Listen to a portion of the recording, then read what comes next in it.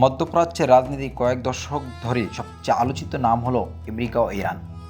সংবাদপত্রের শিরোনাম আমরা প্রায়ই দেখি পারস্য উপসাগর ড্রোন হামলা, অর্থনৈতিক নিষেধাজ্ঞা কিংবা পাল্টাপাল্টি সামরিক হুমকির খবর। সম্প্রতি 2026 সালে ফেব্রুয়ারিতে অপারেশন এপিক ফিউরি এর মতে বড় ধরনের সামরিক অভিযান এই সংঘাতে এক নতুন মাত্রা নিয়ে গেছে। কিন্তু প্রশ্ন হলো, আমেরিকা কেন বারবার ইরানে বা ইরানের লক্ষ্যবস্তুতে হামলা করে? এর পেছনে কি শুধু গণতন্ত্র রক্ষা, নাকি লুকিয়ে আছে গভীর কোনো ভূ রাজনৈতিক স্বার্থ? এই শত্রুতা শুরু আজ থেকে নয়। 1953 সালে সিআইএর মদতে ইরানের জনপ্রিয় প্রধানমন্ত্রী মোহাম্মদ মোসাদ্দেককে ক্ষমতাচ্যুত করা হয়, কারণ তিনি ইরানের তেল শিল্পকে জাতীয়করণ করতে চেয়েছিলেন। এরপর আমেরিকার সমর্থনে ক্ষমতায় বসেন রেজা শাহ পাহলভি। কিন্তু 1979 সালে ইসলামী বিপ্লব সব পাল্টে দেয়। তেহরানে মার্কিন দূতাবাস 744 দিনের জিম্মি সংকটে দুই দেশের কূটনৈতিক সম্পর্কে চিরতরে মিশিয়ে দেয়।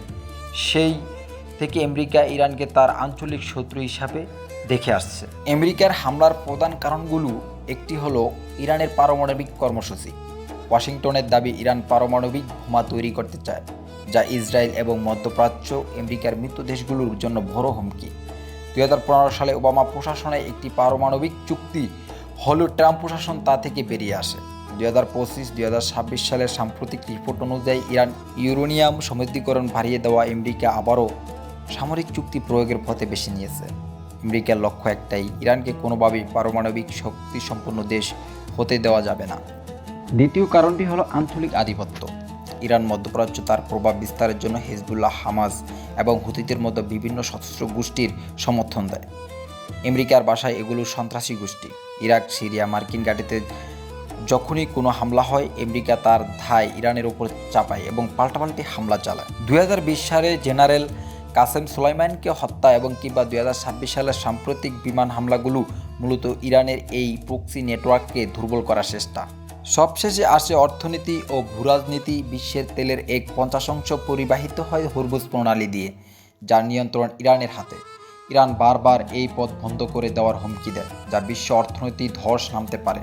আমেরিকা চায় এই রুটে তার এবং মিত্রদের এক গুচ্ছ আধিপত্য বজায় রাখতে।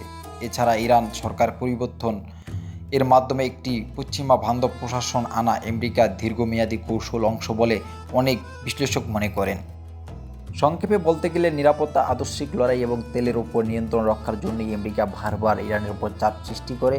তবে এই সংঘাত সবচেয়ে বড় শিকার সাধারণ মানুষ। নিষেধাজ্ঞা আর যুদ্ধে ধামার শাস্তি এখন সুদূর প্রয়াহত। এই লড়াই কি কোনো দিন থামবে না, নাকি এক বৃহত্তর আঞ্চলিক যুদ্ধের দিকে এগিয়ে যাচ্ছে পৃথিবী?